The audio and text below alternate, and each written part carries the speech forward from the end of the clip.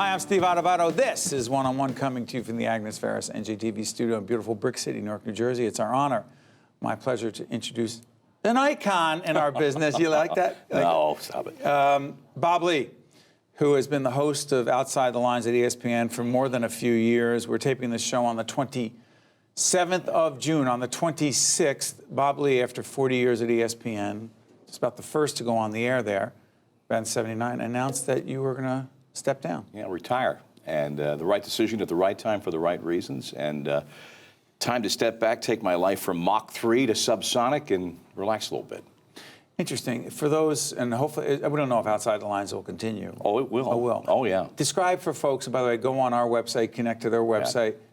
What is that show? Because I've been fascinated by it for years. It debuted in 1990. Our network went on the air in 1979. Outside the Lines began in 1990. And we look at the intersection of sports and society, the stories that are off the field, be it race, be it amateurism, be it steroid use, be it corruption, issues around the world on a daily, monthly, weekly basis. And we're given carte blanche, and we try not to abuse that. And it's taken me all over the world, and it's been fascinating. You know, you and I had an offline conversation a couple weeks ago because you were teaching a master class at one of the universities we're very much connected to, one of our academic partners, Seton Hall University. And I've done some lecturing there as well. And I'm fascinated by leadership, as you know. You are as well. What's the connection in your mind, sports and leadership? I think, and I see it on a daily basis. I still use the present tense. I'll slip to the past eventually. In just putting, for example, a program together in television, in sports television. It's leadership by example. It's getting a group of people to do something that's greater than they can do separately. It's getting 10 or 12 people around a table or 10 or 12 people in a locker room to sign on to a core set of values and to a common agreed goal and do that. And when you see it happen, and when you see it happen in a team, you see it in rock music. You know, the best place to sit, like when I watch the E Street Band and the boss is behind the band. And you know why? Because you watch them making eye contact with each other when a verbal, is called. And it's the changing off the set list. And you just watch that shared experience come through in the eyes. Same thing in sports. Same thing in television production. I'm sure you see it in your own life. Springsteen doesn't have to talk a lot, does he? To those guys. He wants to call the song Two Hearts. He goes like this to the heart. Or you'll see them each turn to each other. They'll know. And that's teamwork, that's leadership. That's knowing to keep your eye on the leader, but also understanding we all have a part here. We got to be trained and ready to do it like that. The other part of it fascinates me, and as I said, Bob is teaching a master class up at Seton Hall in sports journalism. Right. But when it comes to being a leader, sports, media, music, whatever, I don't care how good you think you are, if you don't have a kick-butt team with people, as Jim Collins in his book, Good to Great, likes to say, put the right people in the right seats on the bus. If you don't have the right people and they're not sitting in the right seats on the bus, I don't care how good you are, how hard you think you can work, right? You have to give them the right goal. You have to turn them loose. You have to realize, obviously, you're dealing with some people you pat, some people you give a little firmer pat. But yes, you have to have performers. And I see this in our own field. We have a democracy around the table where there's no seniority to a good idea.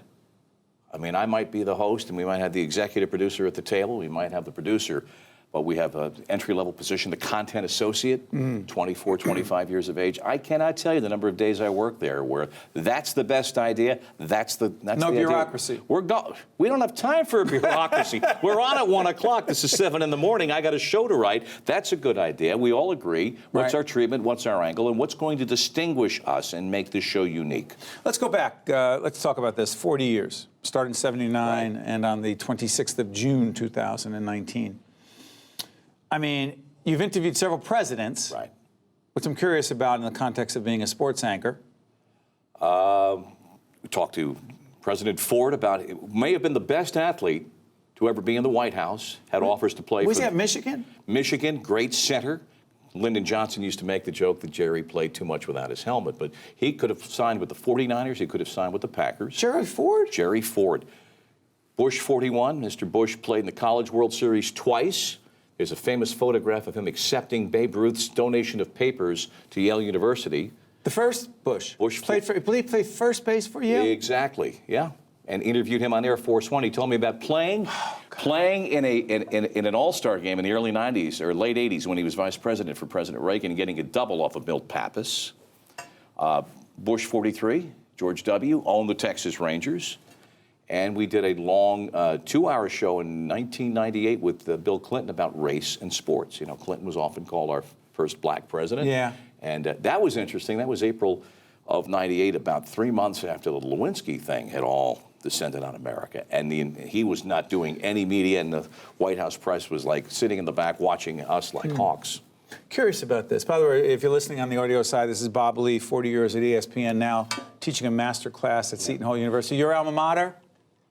Yes. All right, by the way, Class of '76. All right, Jen, do me a favor. Do you have some video of Bob speaking as we're talking about this? Would you give a commencement address? Commencement address back in May of 2019. Great honor. What was that like? I tell you, it's a responsibility because I sat through a few. Both my, well, and you my know, mind's going there yeah, right I know, now. but you know, good from like, I wish it was better, and it's a responsibility because I've sat there as a parent. You want something of substance. The kids, the young adults, they want to get going on, but you also, I think when you're an alum, you feel an affinity. Certainly, you share the experience, and I spent some time, and I was happy with it, and it seemed to be well received. Talk a little bit about some highlights. Yeah. I'm going to say some names. All right. I want you to react, because that's 40 years. All right. You interviewed Pete Rose. Several times. Not getting in the Hall of Fame anytime soon. Did you interview Pete Rose and ask him directly about the gambling? Oh, absolutely. Did he lie right to your face and sure. said, I never bet on baseball? On numerous occasions. Did you know he was lying to you? Absolutely. We knew in '89 he was lying. I talked to people who overheard bets being made. We had that in 1989. I mean, it was well known that Pete did this. Pete was an inveterate gambler on all things, and he bet on baseball, and we knew it at the time. Let's stay on baseball for a little bit as a Yankee fan. You are a Yankee fan. I want to separate myself from that statement. Why? I'm a Mets guy. You admit that?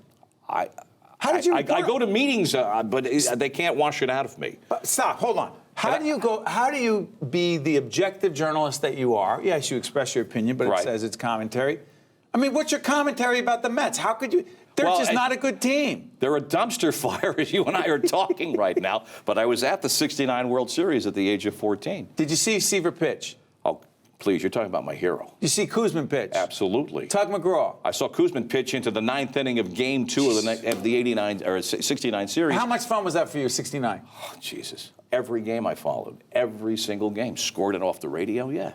Did you realize that you were the second team in New York and always would be? Oh, sure. But you liked it that way. If you grow up in Jersey, you've got a chip on your shoulder. And you got to pick. By the way, you grew up right around a famous ice cream joint, Holston's, where the last scene of The Sopranos. 3 blocks away. Check out our website for countless interviews with Soprano cast members, including the last one, Michael Imperioli. Was terrific. I'm jealous, very jealous. He was fabulous. I'm sure. Listen, Bob, you didn't work long enough to get to interview him. I'm joking. Okay, by the way, why do you love The Sopranos? I promise we'll come back to sports. But Bob, you can talk about anything. Go ahead. Because it goes back to that time when it was not Jersey chic. I mean, they shot the pilot in '97. They, and of course Bruce Springsteen, brought Jersey into the chic category. And Stephen Van Zandt? Oh my gosh, he was right in there. Going to see him in concert shortly with the Disciples of Soul. But it was so true to the ethos of Jersey. Chase did such a good job with the geography. David Chase, right? I went to school with 300 Carmelas, you know. Probably dated You too? a few. Oh, yeah. I mean, not by name, but, you know. Yes, I understand. Exactly. And he just captured what it was to live in New Jersey. And it was so dead on perfect. Okay, let me go back to baseball. All right. The whole bunch of people who are not getting into the Hall of Fame. Right. Forget about Pete Rose. Talking about Bobby Bonds. Right. Talking about others. Barry Bonds.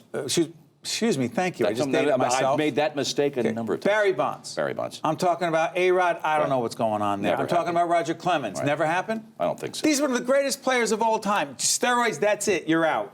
The rules give you a prescribed period to be voted in.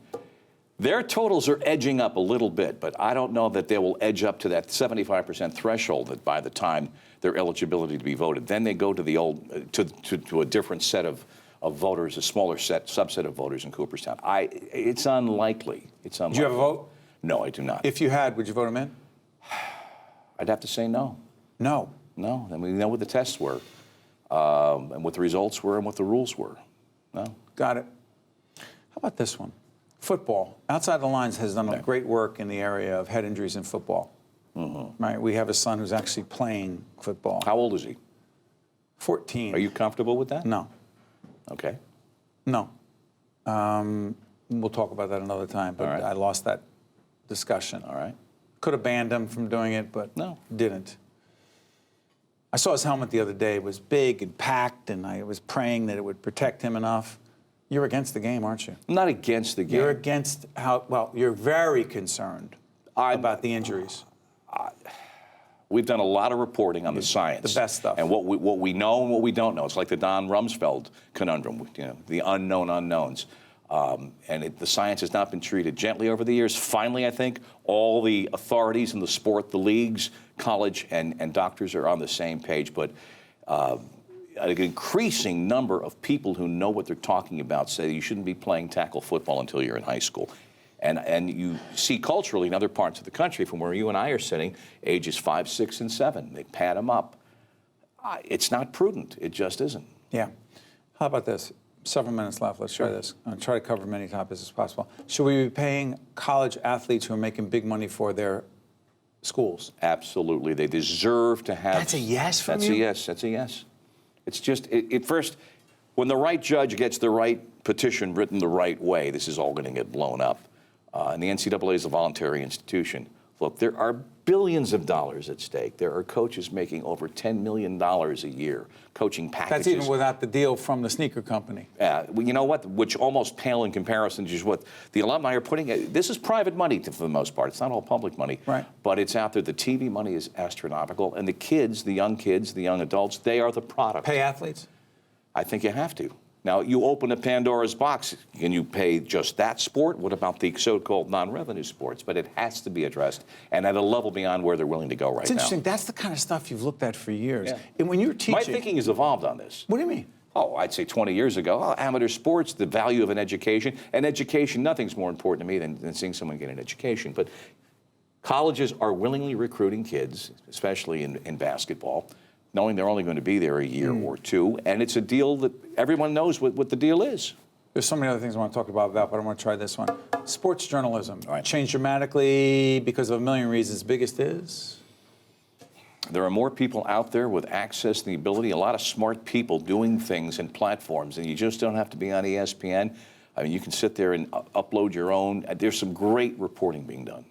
Hold on. The digital thing, night and day from when you started in terms of the ability to deliver a product? You could work weeks on a story. Hey, we're going to hold that for a week from Sunday. We got that story. Give it to the desk. We got to tweet it now. What about the editing process? Listen, that's very tough.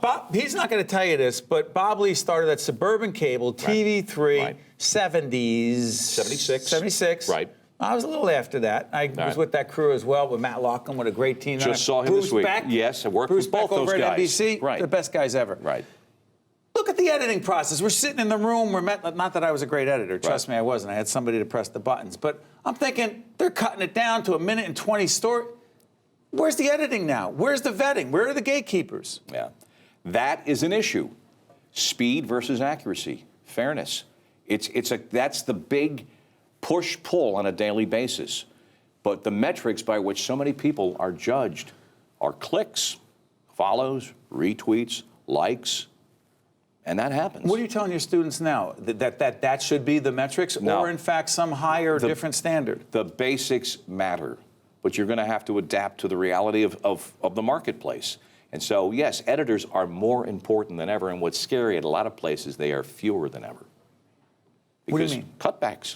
Cutbacks, print, even in some digital enterprises, yeah. You going to miss this?